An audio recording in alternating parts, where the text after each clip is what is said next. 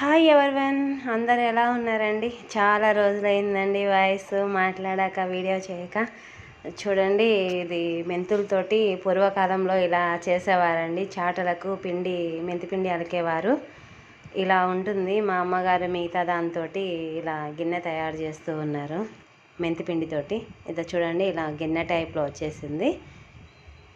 ఇలా చాటకు మొత్తం అలికినాక ఇలా తయారవుతుందండి అంతా. 2 చాటలకు ఒక గిన్నె కలికేసింది, ఒక గిన్నె తయారు చేసింది. మీకు ఎంతమందికి తెలుసో కామెంట్ చేయండి.